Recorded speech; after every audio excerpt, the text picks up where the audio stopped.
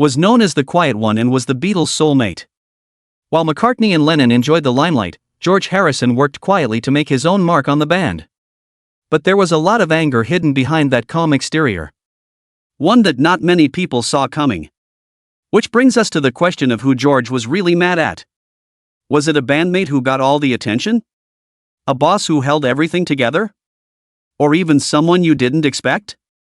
Today, we take a look behind the scenes at the strangest and most complicated friendship in Beatles history. There's a grudge behind the music and fame that could change the way we always think about the Fab Four. Get ready to learn the truth about the person George Harrison hated the most. It is well known that John Lennon and Paul McCartney competed in writing songs, but rumors of another tense relationship have been going around for years. This time, the attention is on George Harrison and the one person he was said to have had a strong dislike for. Power and creative control in the band often caused problems, especially with Harrison, who wanted to be more involved in the music and get credit for his work. John Lennon and Paul McCartney were always better known than him. But let's go back to the beginning before we do that. Childhood.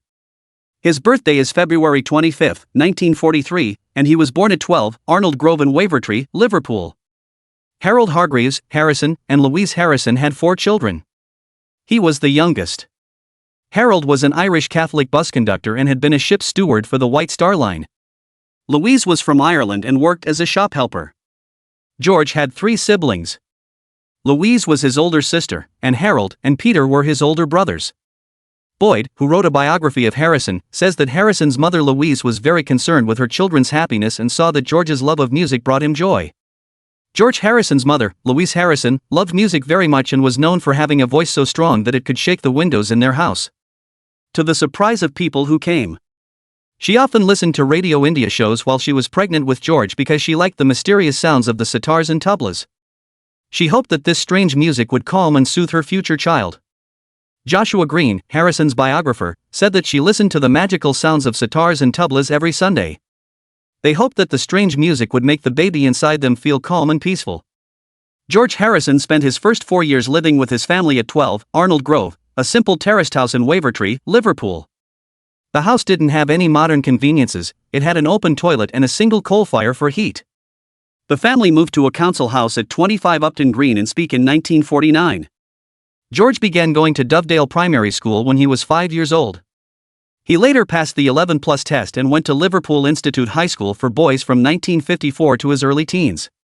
Even though the school had a music class, George was disappointed that there were no guitars available and thought the learning setting was too stifling. George Harrison's early musical inspirations were many and varied. He was influenced by acts like Hoagy Carmichael, Carl Perkins, Lonnie Donegan, George Formby, and Cab Calloway when he was young, in the 1950s.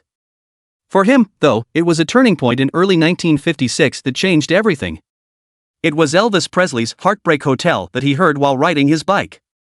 He became interested in rock and roll when he heard it playing from a nearby house. Harrison's love for music was clear even when he was a student at Liverpool Institute High School for boys. He often drew guitars in his school books and say, "I was really into guitars." Slim Whitman, who he saw in a magazine or on TV and who sparked his interest in the instrument, was another important figure in his life. When Harrison was about 14, his friend Raymond Hughes offered to sell him a guitar. This was the start of a more realistic musical journey. It cost his mother Louise £310, which, taking inflation into account, would be about £110 today. Harrison learned songs like Whispering, Sweet Sue, and Dinah from a family friend, which set him on the path to becoming a musician. Harrison got ideas for his skiffle band from Lonnie Donegan's music. He put together the Rebels with his brother Peter and friend Arthur Kelly. On the way to school at this time, he met Paul McCartney on the bus. Later, they became friends and worked together on music for the rest of their lives, which changed the course of music history. Early in your work. In March 1958, George Harrison tried out for the Quarrymen, a skiffle group with John Lennon and Paul McCartney, at Rory Storm's Morgue Skiffle Club. Lennon thought Harrison, who had just turned 15, was too young to join at first. But McCartney set up a second audition for Harrison on a bus in Liverpool. Harrison played the lead guitar part for raunchy and impressed Lennon. This made Harrison hang out with the group and finally became a full member. Even though his father wanted him to keep going to school, Harrison quit when he was 16 and started working as an electrician's assistant at a nearby department store called Blackler's. Harrison used the stage name Carl Harrison during the Quarrymen's first tour of Scotland in 1960. He got the idea from the singer Carl Perkins. Harrison's journey with the Beatles began during this time. His guitar skills and musical talents would become important to the band's growth and success. The Beatles got gigs at Bruno Koschmider's Indra and Kaiser Keller clubs in Hamburg in 1960, with Alan Williams as their manager. This was their first stay in Hamburg, where they started to improve their music in the city's lively club scene. But their stay was cut short when George Harrison was sent back to the UK because he was too young to work properly in nightclubs. By December 1961, Brian Epstein had become their manager. He improved their public image and eventually got them a record deal with ME. When their first song, Love Me Do, came out, it went to number 17 on the record store chart. When their first record, Please Please Me, came out the next year, it shot them to fame like Beatlemania did around the world. The Quiet Beatle was George Harrison's stage name because he was known for being serious and focused. This song became popular when the Beatles came to the US in early 1964, even though Harrison was very sick with strep throat and a fever. According to medical advice, he had to keep his voice down until their performance on The Ed Sullivan Show. That was the Beatles' historic first appearance on TV, which made them even more famous around the world. During the Beatles' tours, George Harrison's quiet personality stuck out compared to his more talkative bandmates, making him known as the Quiet Beatle. This name, which was made up by the press, made Harrison laugh and stuck with him throughout his career. Harrison's impact on the Beatles' music started to become clear. He sang lead on 2 songs on the Beatles' first record. One of them was the popular song Do You Want to Know a Secret, which was written by Lennon McCartney. Harrison already had 3 lead vocal credits by their second album, with the Beatles, 1963.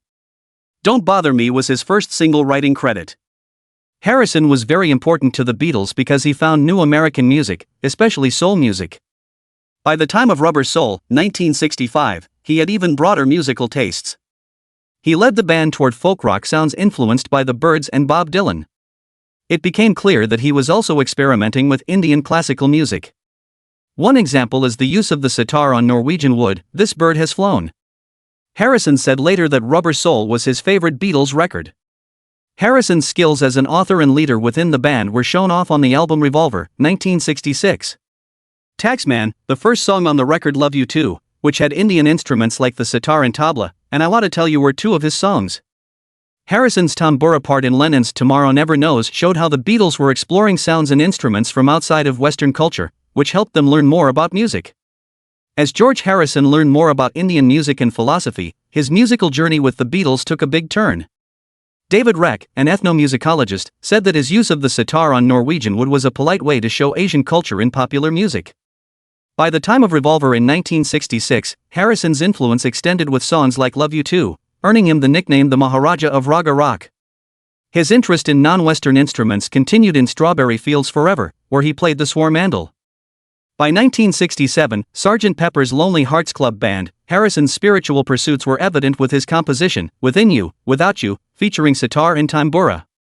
He chose to depict Eastern gurus on the album cover, reflecting his deepening exploration of Eastern philosophies. Harrison had mixed feelings about Sgt. Pepper, calling it both a milestone and a burden in the music industry. His journey with Indian music not only shaped his contributions to the Beatles, but also left a lasting impact on Western popular culture's acceptance of Eastern musical traditions. In January 1968, George Harrison recorded The Inner Light at EMI's Bombay studio with local Indian musicians, marking his first Beatles single with a composition inspired by Hinduism and meditation. During the tumultuous recording of the Beatles' White Album later that year, tensions peaked within the group, leading to Ringo Starr briefly leaving.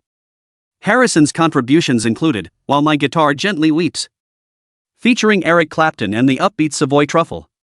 By late 1968, Harrison found inspiration from Bob Dylan and the band's communal music approach during a visit to Woodstock. This influenced his desire for creative freedom, which clashed with Lennon and McCartney's dominance within the Beatles. Tensions escalated during the Let It Be filming at Twickenham Studios in early 1969. This prompted Harrison to quit the band on January 10, disillusioned with the studio environment and interpersonal dynamics. Harrison reunion with the group.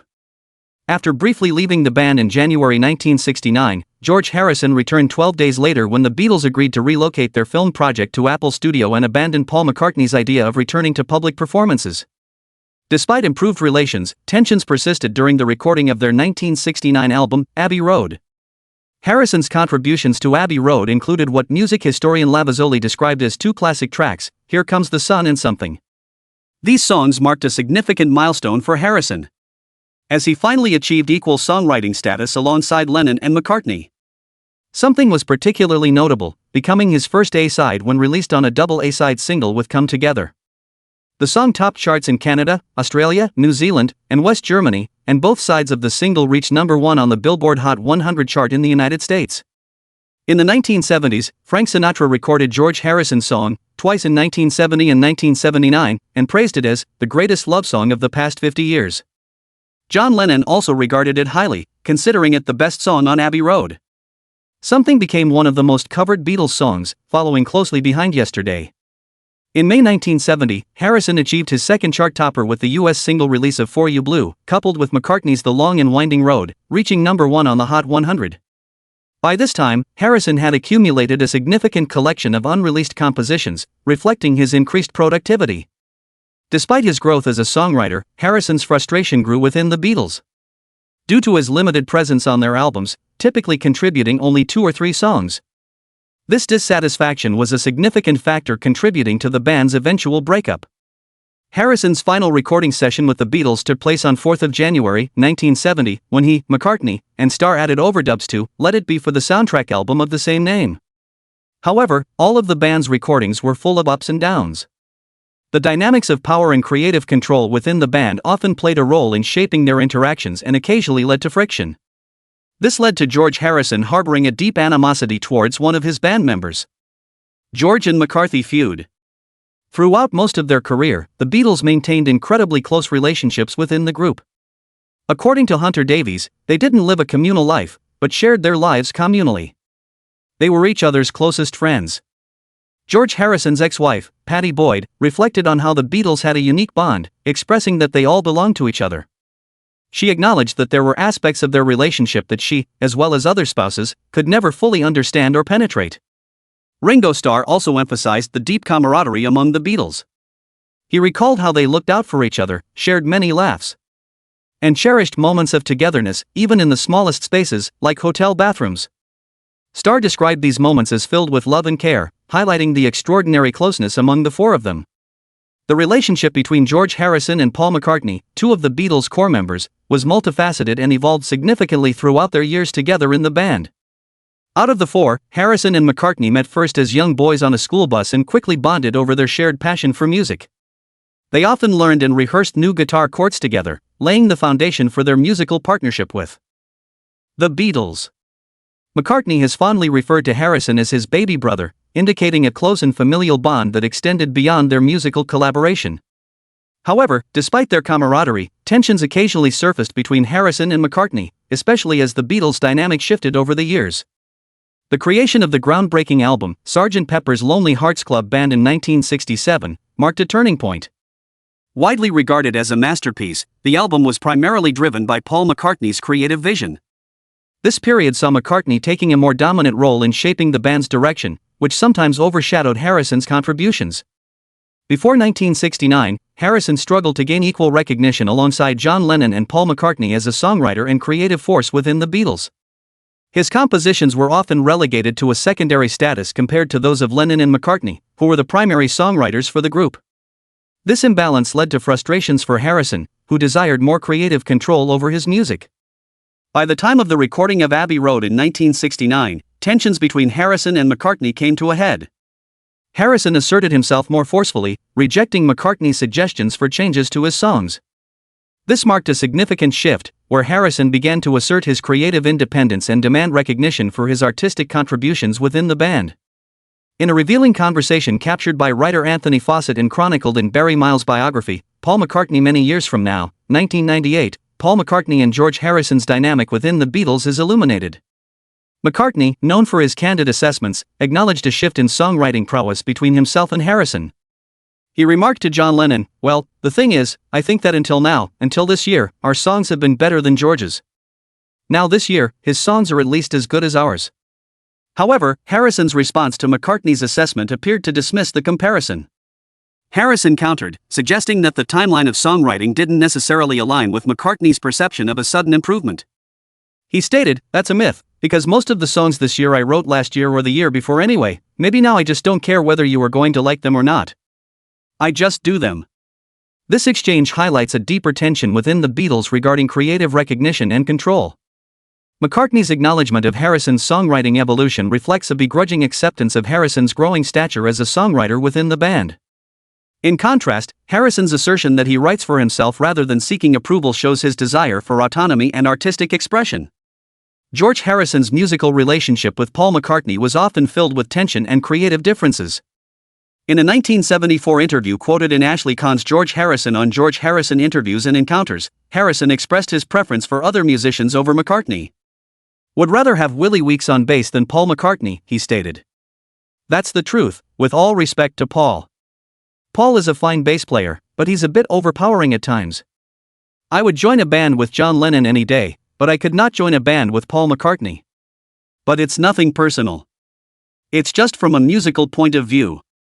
Harrison respected McCartney's musical talents, but found his approach often overwhelming. This dynamic was particularly evident during the recording sessions for McCartney's song, Maxwell's Silver Hammer in 1969. Harrison detailed the experience, noting, "Paul would always help along when you'd done his 10 songs. Then when he got round to doing one of my songs, he would help. It was silly. It was very selfish. Sometimes Paul would make us do these fruity songs. I mean, my God, Maxwell's Silver Hammer was so fruity. After a while, we did a good job on it." But when Paul got an idea or an arrangement in his head, Harrison's remarks reflect his frustration with what he perceived as McCartney's domineering nature in the studio. While McCartney's perfectionism and detailed arrangements contributed to the Beatles' success, they also led to conflicts. Particularly with Harrison, who sought more creative input and recognition for his contributions. George Harrison's relationship with Paul McCartney was further strained by what Harrison perceived as McCartney's underestimation of his songwriting abilities. During a 2020 interview, Howard Stern asked McCartney if he thought he had underestimated Harrison's songwriting prowess while the band was together. McCartney's response shed light on the dynamics within the Beatles. "It was easy to underestimate George because me and John, as you said, had always written most of the stuff and had had most of the singles. And George was a late bloomer as far as writing was concerned. He wasn't that interested in the beginning, but then he started to get interested and boy, did he bloom, you know? He wrote some of the greatest songs ever." This acknowledgement came long after the band's breakup and highlighted a critical issue that had contributed to Harrison's frustration during their time together. McCartney and Lennon were the dominant songwriters, which often left Harrison's contributions overshadowed and underappreciated. Harrison's struggle for recognition and creative input was a recurring theme throughout the Beatles' career, leading to significant tension, especially as his songwriting skills matured. Harrison's dissatisfaction was not just about the number of songs he was allowed to contribute, but also about the lack of respect and support for his musical ideas. McCartney's dominance in the studio often meant that Harrison's songs received less attention and enthusiasm. This was particularly evident in the recording of tracks like Maxwell's Silver Hammer, where Harrison felt that McCartney's controlling nature stifled his creative expression. In a 1974 BBC radio interview with Alan Freeman, George Harrison articulated the complex and often strained relationship he had with Paul McCartney. He candidly stated, "McCartney ruined me as a guitar player," reflecting his frustration with McCartney's domineering approach during their time with the Beatles.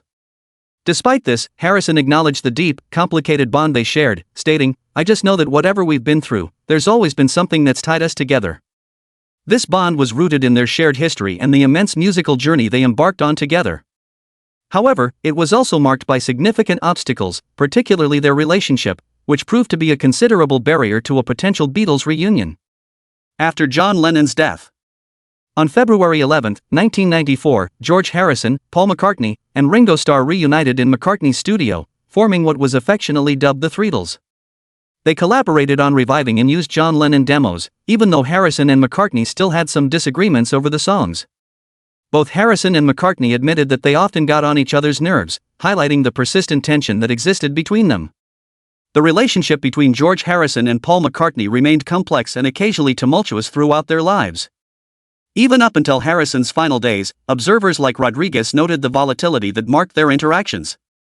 In a Yahoo Online chat in February 2001, when asked if McCartney annoyed him, Harrison responded with a quote, "Scan not a friend with a microscopic glass." You know his faults. Then let his foibles pass. Old Victorian proverb. This reflected Harrison's philosophical approach to their relationship, acknowledging their differences while highlighting a sense of acceptance and maturity that had developed over time. George Harrison passed away on November 29, 2001, at the age of 58. His death came after a prolonged battle with cancer. He had undergone surgery for throat cancer in 1998 and received treatment for lung cancer and a brain tumor in 2001. Reflecting on Harrison's final days, Paul McCartney shared his memories during a 2008 interview for Uncut. "I sat with him for the few hours when he was in treatment just outside New York," McCartney recalled. "He was about 10 days away from his death, as I recall. We joked about things, just amusing, nutty stuff.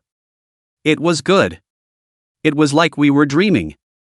He was my baby brother almost because I'd known him that long. We held hands. It's funny, even at the height of our friendship, as guys, you would never hold hands. It just wasn't a Liverpool thing, but it was lovely."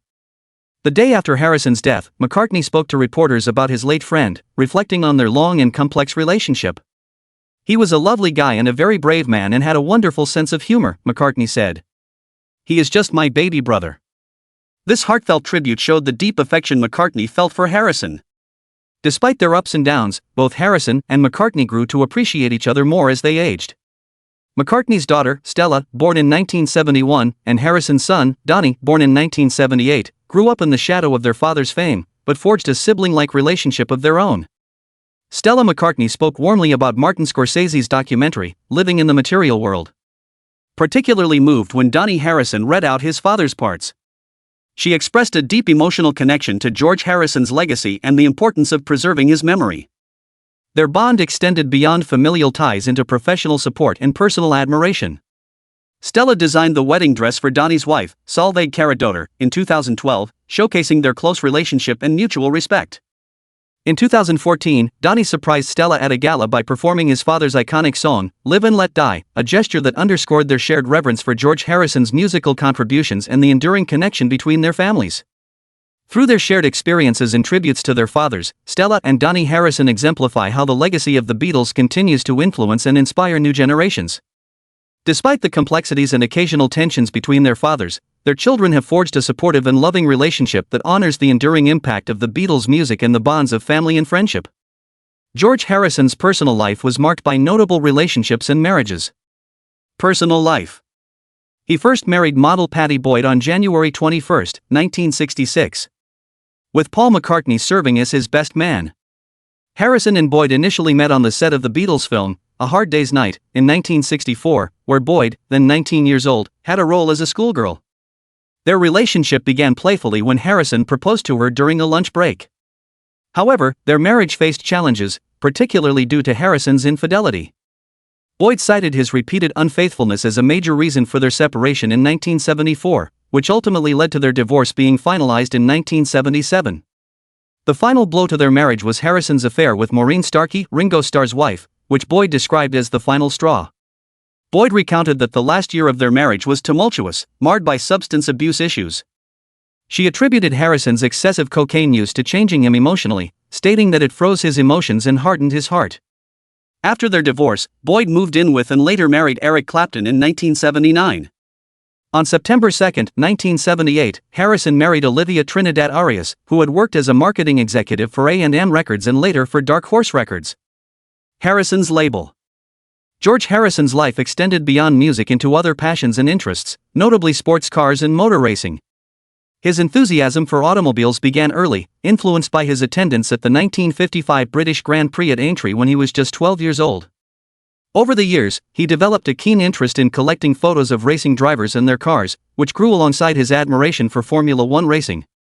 Harrison and Olivia's marriage endured until George Harrison's passing in 2001.